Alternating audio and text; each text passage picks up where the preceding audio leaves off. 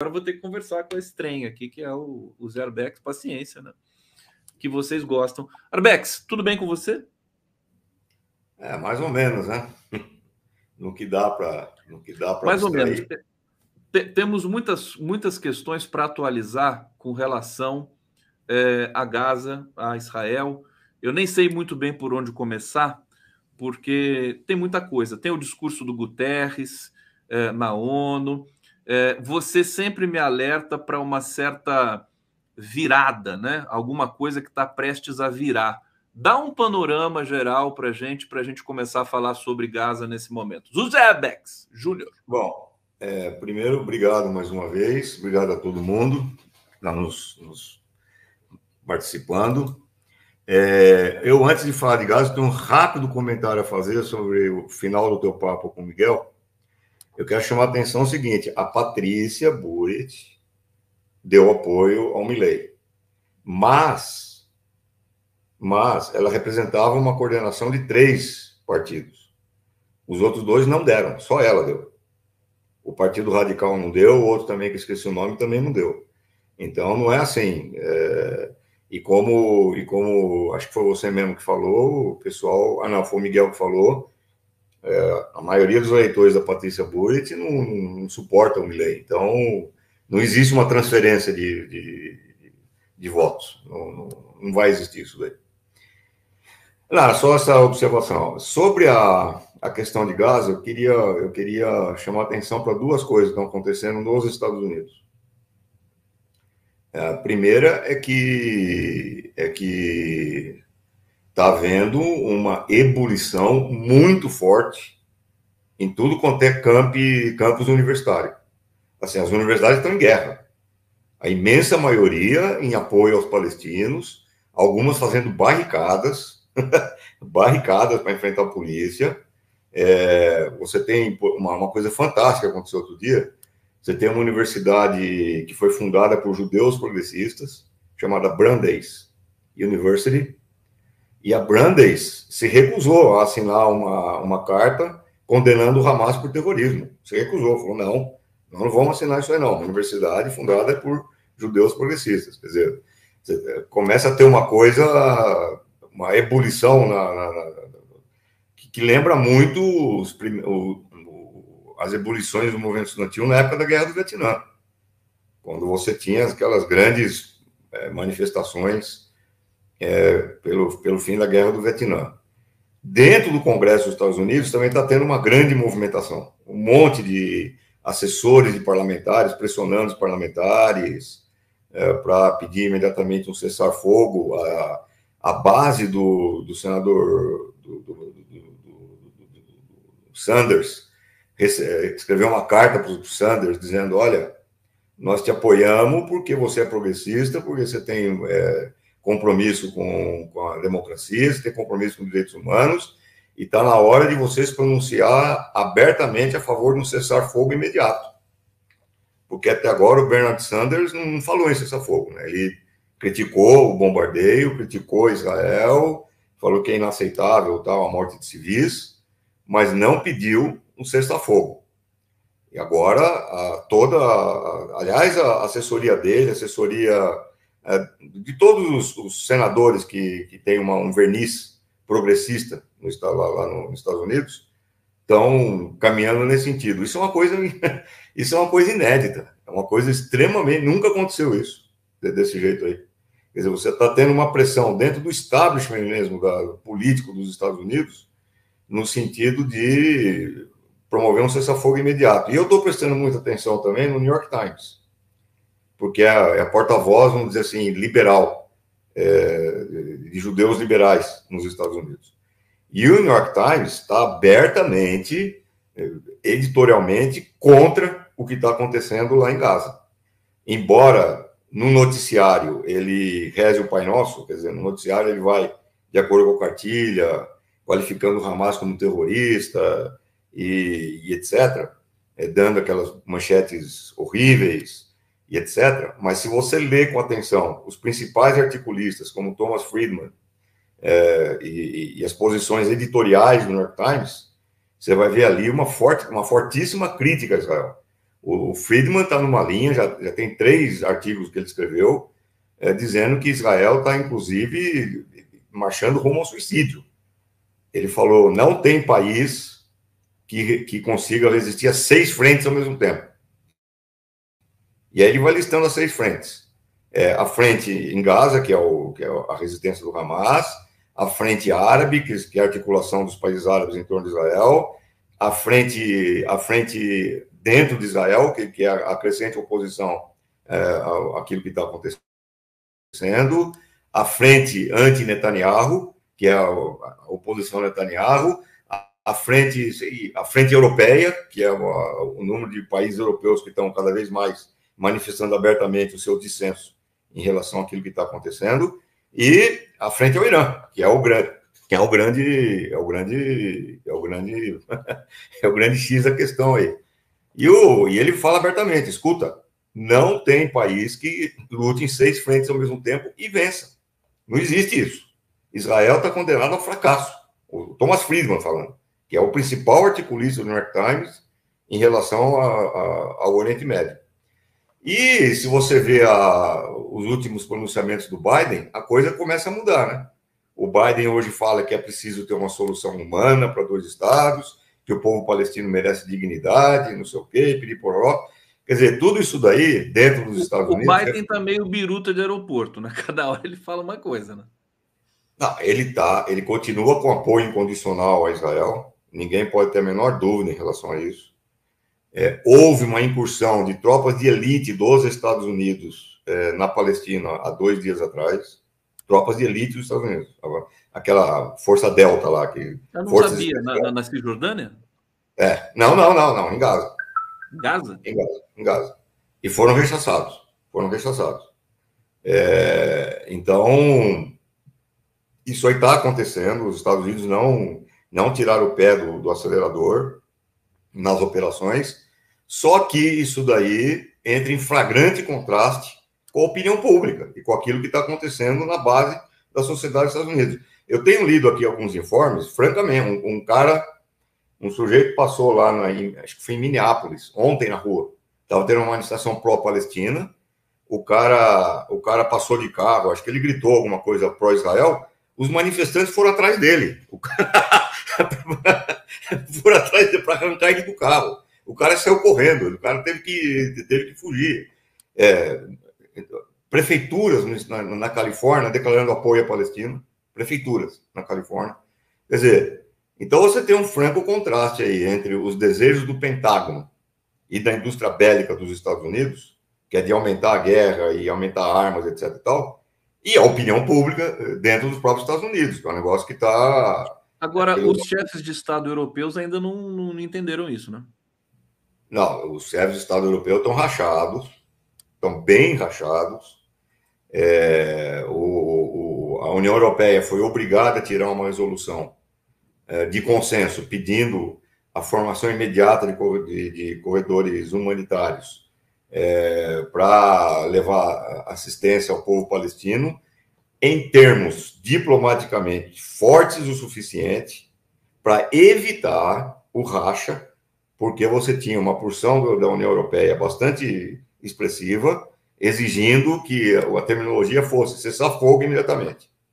Para não empregar a terminologia cessar-fogo imediatamente, principalmente França e Inglaterra, pressionaram para ter uma carta de consenso forte, pedindo ajuda humanitária, dizendo que é inaceitável as vítimas de civis, etc. e tal.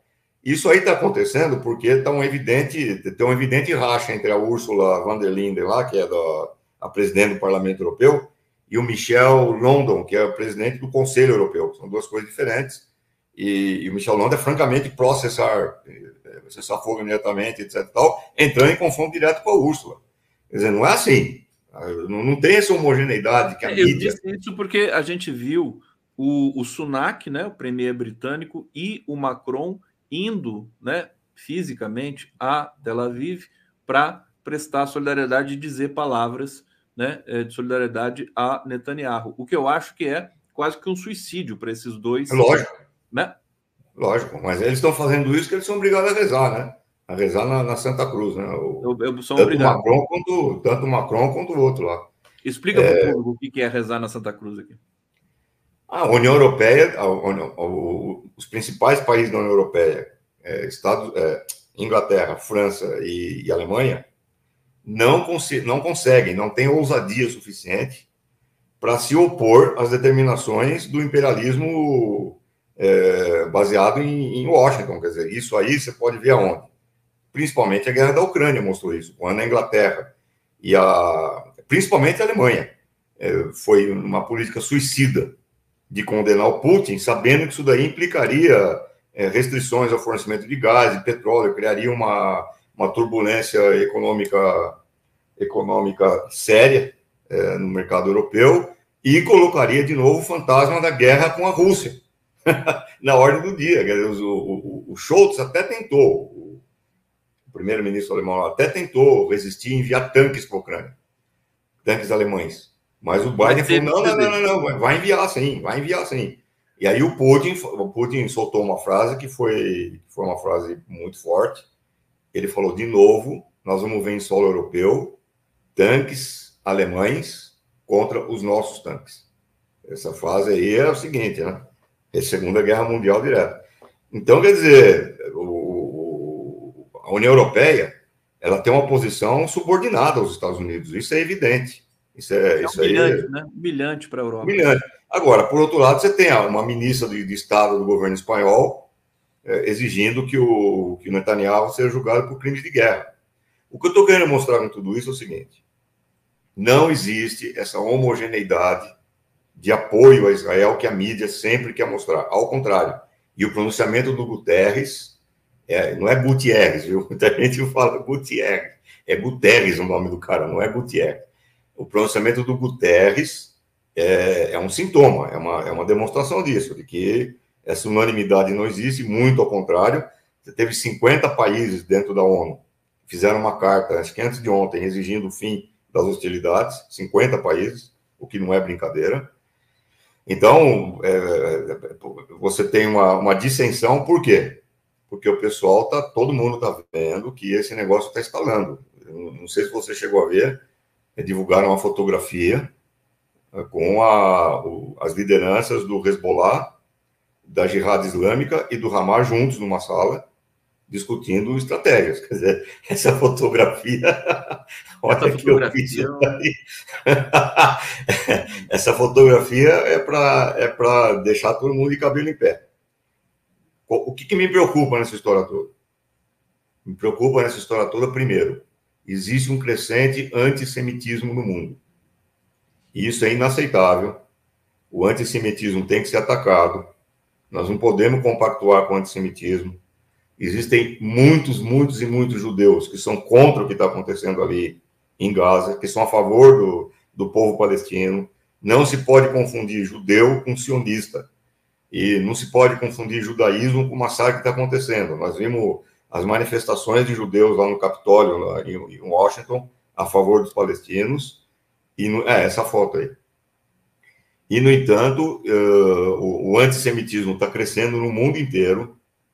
Isso aí é muito preocupante e tem que ser condenado. Nós não podemos por um segundo hesitar em condenar o antissemitismo. E junto com, e junto com o antissemitismo está crescendo também a islamofobia.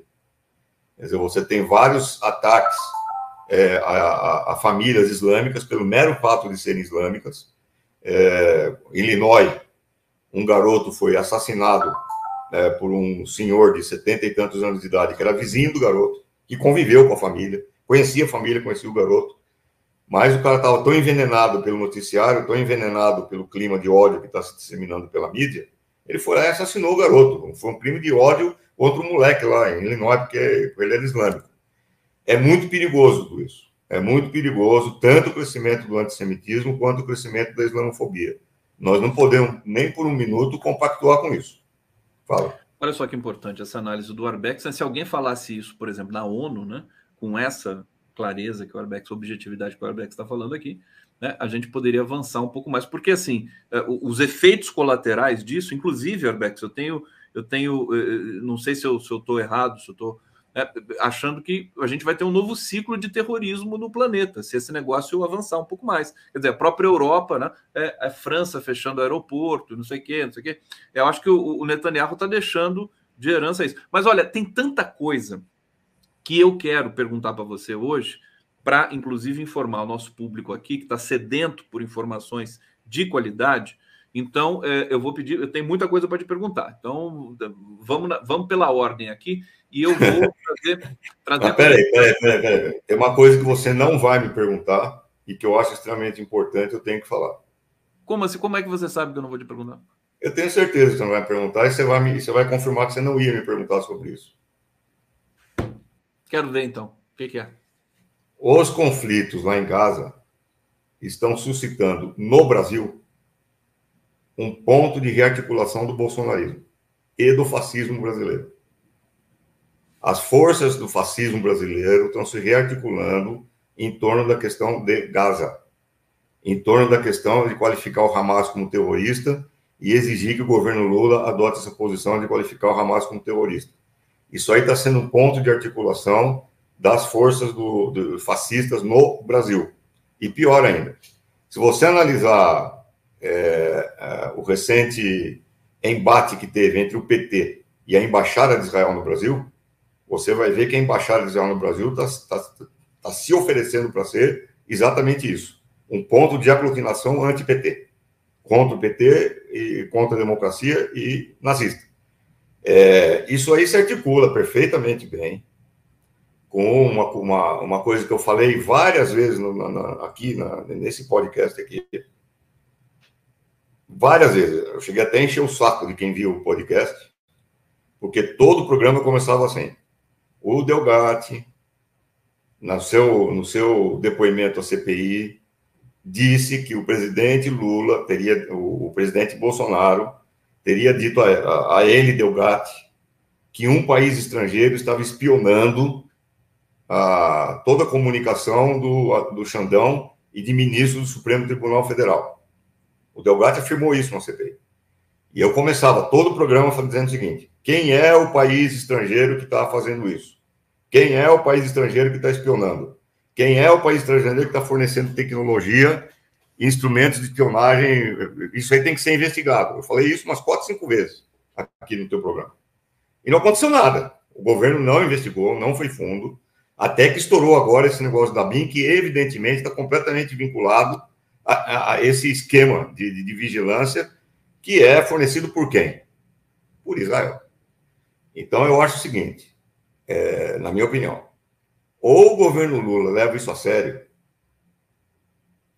e, inclusive, revogue os acordos de espionagem e segurança feitos com Israel na época do governo Bolsonaro, ou o governo Lula para de brincar com essa história aí, para de empurrar com a barriga e leve isso a sério, ou nós vamos continuar alimentando a besta.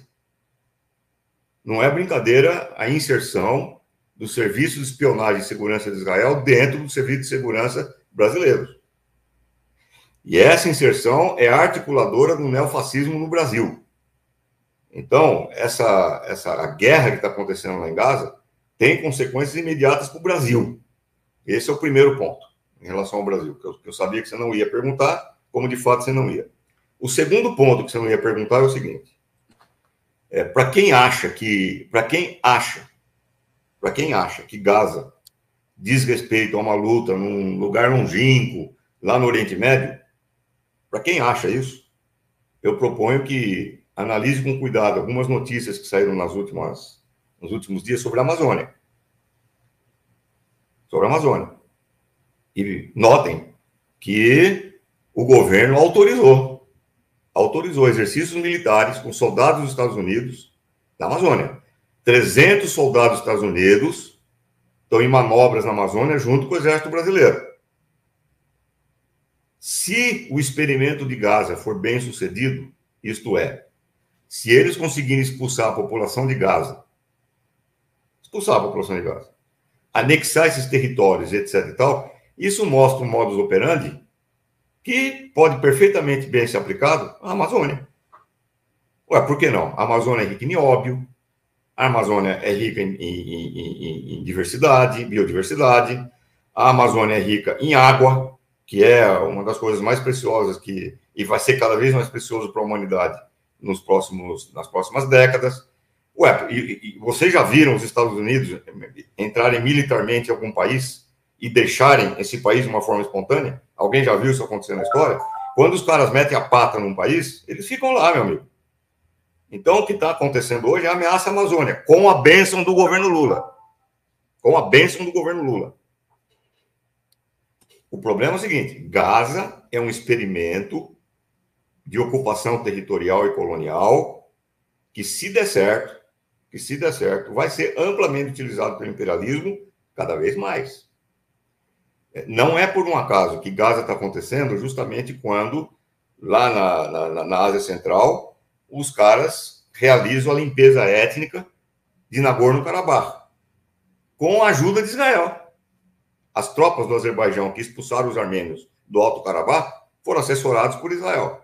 Quer dizer, nós estamos vendo um experimento colonial de controle territorial e controle de populações que está sendo experimentado agora em larga escala em Gaza.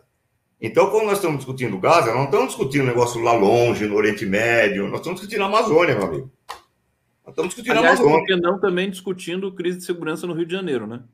Por exemplo, que também voltamos aos problemas dos vínculos entre o Bolsonaro com milicianos com as armas e instrumentos de espionagem fornecidos por Israel. Olha, pronto, posso falar? Sim. Posso? Bom, eu ia fazer essa pergunta para você. Não ia mesmo. Ele sabe que eu não ia. Eu não ia mesmo, porque é tanta coisa. Mas, enfim, ainda bem que você tomou a iniciativa de respondê-las mesmo, sem eu perguntar. Porque eu acho que... Não, e sempre que você quiser fazer, por favor, faça. Porque são questões que às vezes escapam aqui, né? Você avisou muito, muito firmemente mesmo essa questão da colaboração com Israel, do governo anterior, e agora você está fazendo um alerta ainda mais acho que impactante para mim, que é que esse processo pode reativar o bolsonarismo no Brasil. Está reativando. Está reativando. Léo Guimarães está dizendo aqui, onde se pode seguir José Arbex? Procurei bastante, bem-vindo. Olha, querido, para seguir os Arbex, pega uma bicicleta, tá? Sai pelas ruas de São Paulo, e quando você vê assim, essa cabecinha branca assim em cima do...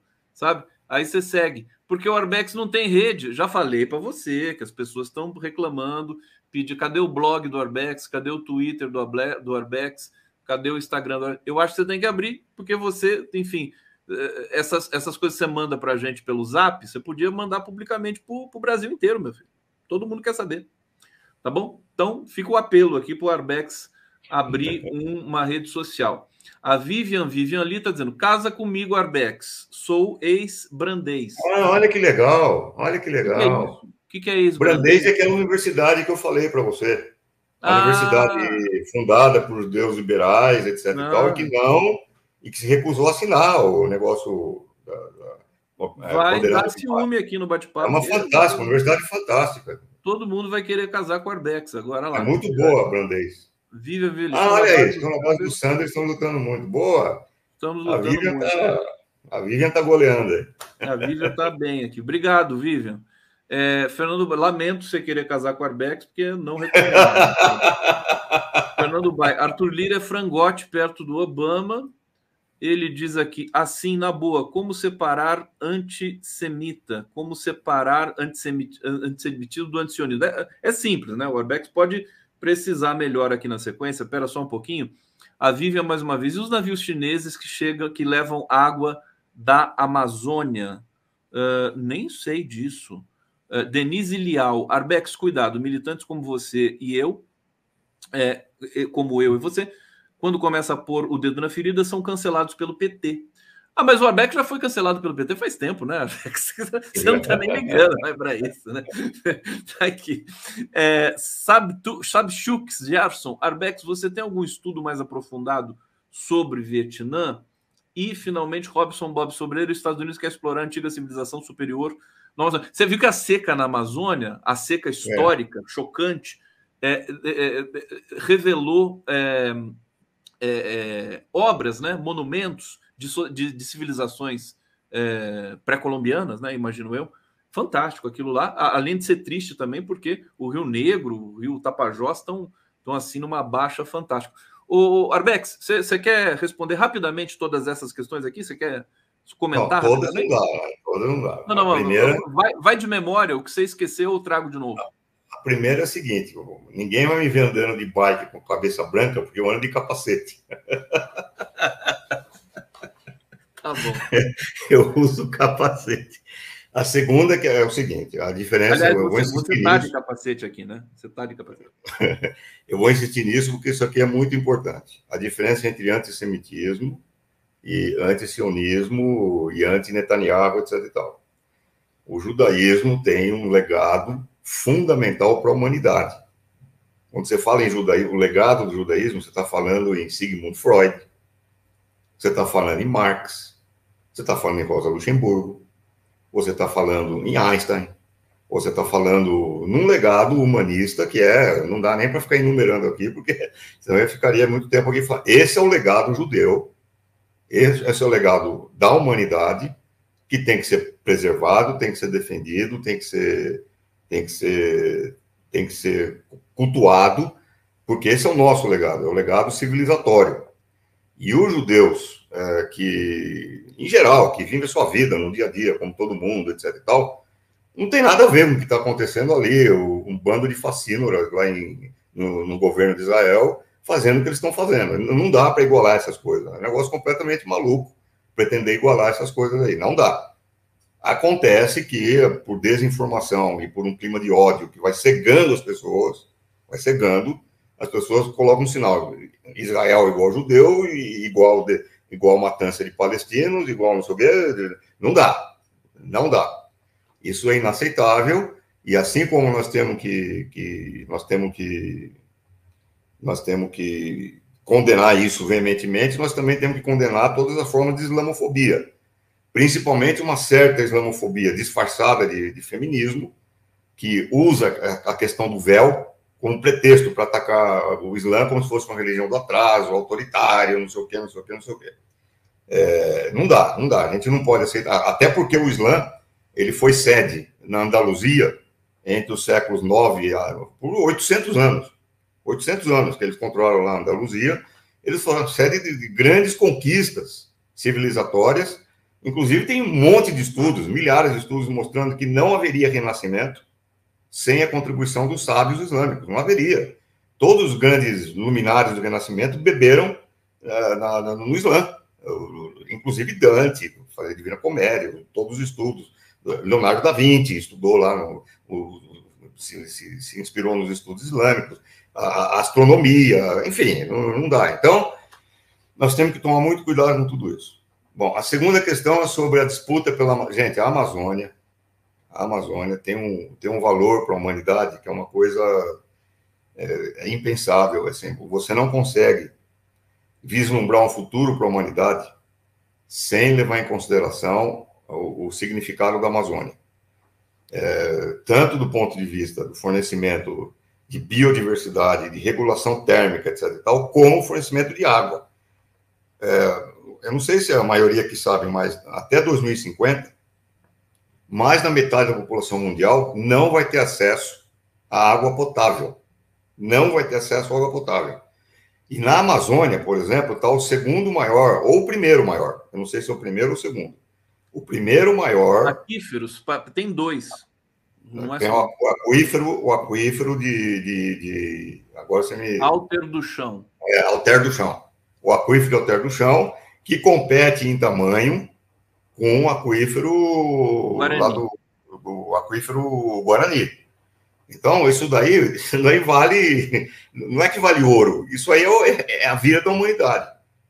O Lula usou uma frase que eu espero que ele leve a sério. Eu espero que o Lula leve a sério uma frase que o Lula tem repetido ultimamente, só que parece que ele não está levando a sério, ele mesmo. Ele fala: a Amazônia está sob a soberania brasileira. Ela está sob a soberania brasileira, ou seja, quem manda na Amazônia é o Brasil. A Amazônia é nossa. A Amazônia é território brasileiro. Mas ela é um patrimônio da humanidade. Ou seja, com isso, o Lula está dizendo o seguinte: a responsabilidade por preservar a Amazônia como patrimônio da humanidade é o Brasil.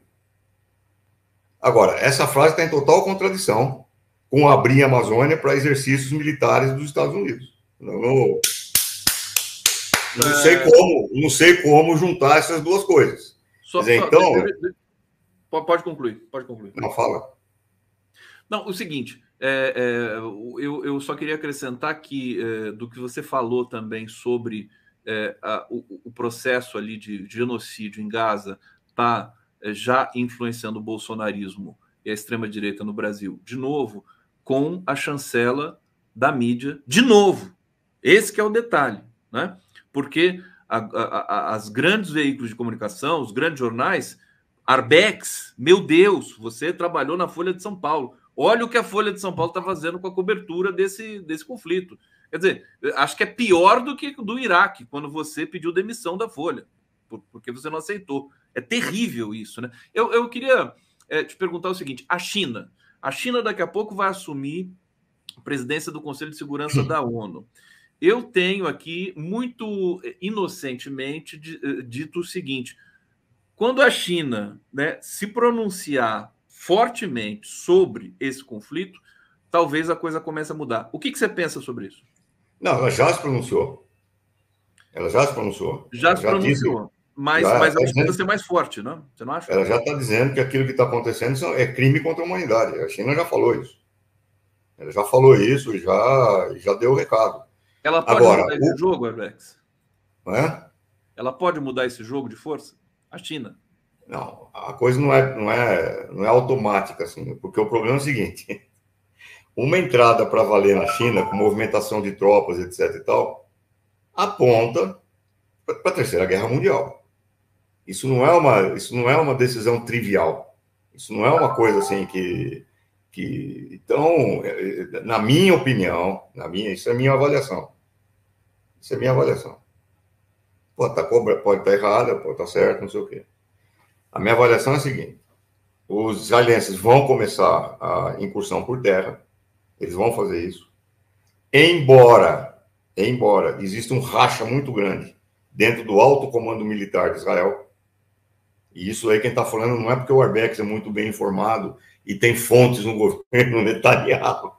Isso daí é a Economist, antes de ontem, que eu recebo a newsletter dela, a Economist traz o título Alto Comando Israelense perigosamente dividido. Os caras estão completamente rachados, os generais Netanyahu. Houve uma reunião antes de ontem que os generais saíram dizendo que Netanyahu é covarde. Assim, nesse nível de divisão, porque os caras não conseguem entrar num acordo. Aliás, sem querer te interromper, deixa eu te mostrar o filho do Netanyahu em Miami. Miami, eu vi. Mas isso aí é folclore. Folclore? O pessoal foi indignado com isso, né? Não, tudo bem. Tudo bem, mas eu estou falando de generais que comandam as tropas de Israel. Então, existe uma divisão muito grande sobre como fazer essa incursão por terra. E, na minha opinião, a incursão por terra está sendo muito mais pressão, vai se dar muito mais sob pressão dos Estados Unidos, do governo Biden, do que por vontade de Israel. Eu repito, Hamas é um laboratório para o imperialismo. Se alguém acha aqui que Israel está fazendo tudo o que está fazendo sem a bênção dos Estados Unidos, está completamente enganado. Israel, na verdade, é pau-mandado dos Estados Unidos nessa discussão aqui. Os Estados Unidos estão usando Israel, estão usando o povo judeu, aliás. Os Estados Unidos estão usando o povo judeu como um laboratório para ver o que vai acontecer.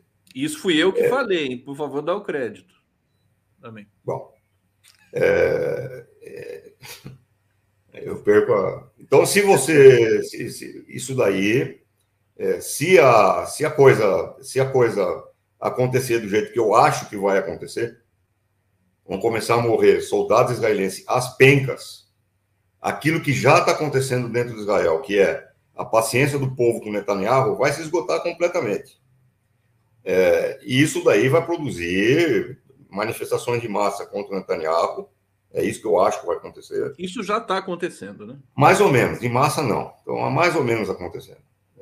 Mas vai piorar muito, exigindo a cabeça do Netanyahu, numa situação de guerra. Aí é que nós vamos ver se vai haver mesmo a incursão para valer do Hezbollah e de outras organizações islâmicas que poderiam intervir na guerra. Para mim, é nessa etapa. Eu acho que antes disso aí acontecer, não vai haver envolvimento maior de ninguém. Para mim, o envolvimento maior vai começar quando a incursão por terra começar. E aí eu quero ver, porque aí se escalar mesmo, e se Israel partir para bombardear a Síria, bombardear o sul do Líbano, bombardear todo mundo, aí entra o Irã, e aí, meu amigo... Eu particularmente, inocentemente, sempre ressalto isso, acho que está escalando esse processo e a gente vai acabar chegando nesse patamar. O que você pensa? Eu sei que você não é vidente, mas observando o que está acontecendo até aqui, você acha que vai escalar esse conflito? Eu acho que vai depender muito. Como que acabou a Guerra do Vietnã? A Guerra do Vietnã acabou quando começaram a chegar os corpos de 56 mil soldados dos Estados Unidos. É que eu já falei para você várias vezes. Os caras vão lá e matam 4 milhões de camponeses, mulheres, crianças, 4 milhões. Isso daí a opinião pública fica indignada, tal, mas não tem maiores consequências. Quando começa a chegar os corpos dos soldados dos Estados Unidos, aí a coisa muda de figura.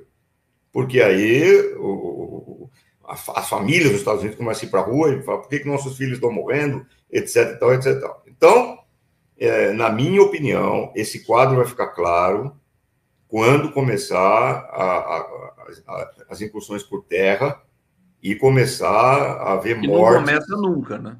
Não é verdade que não começa nunca. Ontem teve uma incursão rápida por tanques de Israel, em Gaza. Ontem. Mas eles entram e saem rapidinho, né? São covardes. É porque eles estão testando. Eles estão testando, porque eles não têm certeza. É isso que eu estou falando. Eles não têm certeza. Arbex, agora, minutinho, senão não vai dar tempo. A gente está acabando aqui. Deixa eu trazer só o Robson Bob Sobreira. Estados Unidos quer explorar a antiga civilização superior no Amazonas. Moisés Mota, Arbex, mas quem elege e mantém esse governo sionista que se expande e mata desenfreadamente? São judeus. Está aqui uma crítica, evidentemente, relevante. Sérgio Capilé, tudo isso que a Arbex está cobrando de Lula tem que cobrar de Janja, pois ela é que está fazendo a cabeça do presidente. Se eu tiver errado, corrija. Então, cobra da Janja, Arbex. Agora, Arbex, você me mandou ontem a belíssima, corajosa entrevista que o Breno Altman fez com um dirigente do Hamas. Eu queria que você falasse sobre isso, sobre essa entrevista, que eu achei interessante. O Osama como é que é o nome dele? Osama Hamdan. Bom, é o primeiro que eu peço para todo mundo ver essa entrevista, porque eu não vou tentar aqui resumir o que ele falou, porque não faz sentido. É legal todo mundo ver, ouvir o que ele falou. Foi brilhante. O Breno Altman está tendo um papel absolutamente fundamental nessa história toda. Eu sempre tive minhas diferenças políticas com o Breno Altman, porque ele até hoje eu acho ele gosta do Stalin, etc e tal. Eu abomino o Stalin, mas eu encontrei o Breno Altman na Paulista, na manifestação da Paulista, fiz questão de cumprimentá-lo, manifestar minha admiração por aquilo que ele está fazendo, uma coisa fantástica. E eu convido todo mundo que está vendo aqui ir lá e ver. Se você puder colocar o link aí no chat, eu não sei se dá para fazer isso. Vou fazer. Todo mundo devia ver. Agora, tem uma coisa que me deixou muito impressionado naquilo que ele falou, o Hamdan. A Palestina, nós que estamos vendo de fora, a gente fica horrorizado com tudo que está acontecendo, e tem que ficar mesmo, é evidente. Mas a perspectiva dos palestinos é diferente. O que ele fala é o seguinte: nós temos que escolher, na verdade. Ele fala: qual é a nossa escolha? Ou nós vamos morrer lutando, ou nós vamos aceitar viver como escravos. E nós não vamos aceitar. Nós vamos morrer sem lutar, né? Então, ele fala: e nós não vamos aceitar isso daí. Então, para eles, Aí ele começou a citar os vários massacres que a população palestina sofreu desde 1948 até hoje. Massacre da aldeia de Deir Yassin, 82 no Líbano, massacre de Sabra e Shatila, os inumeráveis massacres, 2014, 2021, ele fala. Então, a nossa história é uma história de massacres, é uma história de aniquilação, é uma história de humilhação. Hoje, o que nós vamos decidir é se nós vamos morrer lutando ou se nós vamos continuar vivendo desse jeito. Então, para nós não tem escolha, é isso. Ou seja, a perspectiva deles é uma perspectiva muito mais, vamos dizer assim, de combate do que a nossa. Porque a nossa, pelo menos a minha perspectiva, é uma perspectiva impotente. Quer dizer, eu venho aqui, falo essas coisas, tal, não sei o quê, todo mundo faz comentário, mas o quê? Isso é impotência, porque o que mais a gente pode fazer? Dá para ir para a rua. E aí vai uma crítica minha ao PT e à esquerda em geral. Porque na rua, quem eu tenho visto na rua até agora são as organizações islâmicas do Brasil. Eu não tenho visto a esquerda na rua. Com raras e honrosas exceções, como, por exemplo, o Genuíno estava lá, o grande Genuíno estava lá na Paulista, o Adriano Diogo estava na Paulista. Quer dizer, com raras e honrosas exceções, o PT está brilhando pela ausência total. Acho que o PT não entendeu ainda o que está acontecendo, ou não quer entender o que está acontecendo e a relação que tem entre a luta em apoio aos palestinos e a luta contra o fascismo no Brasil. Acho que o PT não entendeu ainda quem é a família Bolsonaro, a relação de família Bolsonaro com Israel, etc. O PT não entendeu ainda. E não sei se algum dia vai entender. E pelo jeito não vai entender. Vai se entubar em 2026, vai perder em 2026, e depois vai ficar enchendo o saco porque a direita é maldosa. Agora, não vi ninguém do PT, não vi ninguém da esquerda, com raras exceções. Estava lá o PCO com as bandeiras do PCO, etc. Mas com raras e novas exceções. Então, o que eu digo aqui é o seguinte: a nossa perspectiva, a minha perspectiva aqui, é uma perspectiva impotente. É, no máximo, convencer as pessoas que têm que ir para a rua para lutar. Exatamente por isso, para responder uma outra pergunta, por que eu não tenho rede social, etc. e tal? Eu vou ser muito sincero. Eu tenho dúvidas a cada semana se eu vou voltar a fazer alguma discussão aqui nesse podcast ou não. Porque para fazer essa discussão, eu tenho que ficar antenado com o que está acontecendo. Eu tenho que ficar informado sobre o que está acontecendo. E ao ver tudo o que está acontecendo, a minha primeira opção seria desligar o botão, clique, e me desinformar de tudo, porque eu acho que a humanidade é um experimento que já não deu certo. Quer dizer, eu acho que o povo que sofreu o Holocausto hoje é representado por um Estado que está produzindo o Holocausto. Isso daí, para mim, é o seguinte: a humanidade fracassou, entendeu? E é por isso que eu não mantenho redes sociais, porque eu não quero ficar todo dia antenado com essas notícias, que são notícias que me deixam completamente arrasado, uma sensação de impotência, não consigo dormir direito, não consigo fazer as coisas direito, porque é massacre, é holocausto, os armênios sendo expulsos de suas terras, é o bombardeio lá coisa da Ucrânia, para tudo quanto é lado, você vê o quê? Você vê essas merdas todas, entendeu? A execução, o assassinato de 200 crianças por dia, realmente, então, a humanidade fica olhando isso. Olha, deixa eu receber o Jefferson Miola aqui. Miola, querido, pode abrir o seu microfone? Deixa eu celebrar os dois grandes mestres aqui da análise. Você conhecia o Jefferson Miola? Conhece? Arbex, vice-versa? Pessoalmente não. Vejo ele no teu podcast. Você lembra desse menino aqui, o Miola, do tempo da Caros Amigos, da Folha de São Paulo? Como não? Como não? Ele é comunista, como não? Como não? Não, o Arbex faz parte, digamos, da minha gramática política há 40 anos, pelo menos. Ô, Jefferson, o Miguel já me deixou arrasado quando lembrou que o Ziraldo está com 91 anos. Agora você está falando isso? Porra! Mas eu te considero, não só por um princípio, digamos, corporativo nosso, mas um pós-jovem. Então, alto lá, nós somos uma geração A primeira geração que pode viver chegar aos 100 anos pedalando com tranquilidade é a nossa, e eu acho que a gente tem que fazer jus a essa oportunidade, né? Um pós-jovem, cara que tem uma lucidez, né, e tem essa presença, né, enquanto intelectual público, né, eu acho que isto já responde muito, né, uma escolha de vida, né, olha, muito alvissareira. O Miola tem um blog muito bonito, que ele publica os artigos dele, e não tem esse problema de rede social, essa coisa assim tão massiva. Fala para ele, Miola, porque o seu blog ele é assim discreto no sentido de que é elegante. E eu acho que não te dá tanta, digamos, overdose de internet, né? Para o Arbex fazer também. Fala para ele. Não, eu, na verdade, tenho um uso, digamos assim, profilático, né, da internet, profilático, né?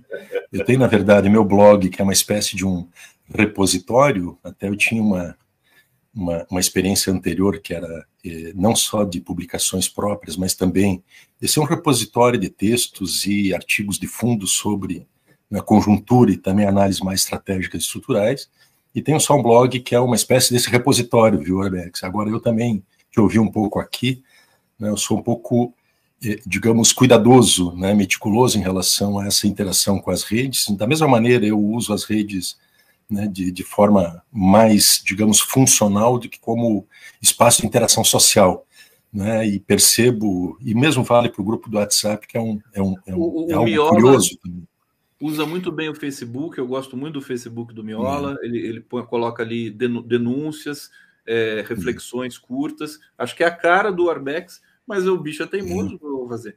Olha então, só, você quer completar, Miola, por favor? Não, se servir para o Arbex, seja bem-vindo, né? É importante, eu acho, Arbex, ter um espaço, né, se não de um ativismo digital, que eu particularmente não tenho, mas de uma interação, né, e desse intercâmbio, aportando perspectivas, né, tanto pessoais como de terceiros, sobre esses tempos bicudos que nós estamos vivendo, né? Eu acho que é uma responsabilidade do nosso tempo, né? Quase um egoísmo, porque ele reflete sobre tantas coisas importantíssimas e isso fica só com ele? Não, tem que ficar com todo mundo. Olha, o Léo Guimarães está dizendo aqui, Arbex e Miola, a dupla extraordinária, precisamos deles. Obrigado, Léo Guimarães. Arbex, assalamu alaikum. Salam aleikum. Deus nos abençoe. Tchau, obrigado. Até mais. Tchau, Arbex. Um grande prazer, meu amigo. Prazer mesmo. Prazer é meu. Prazer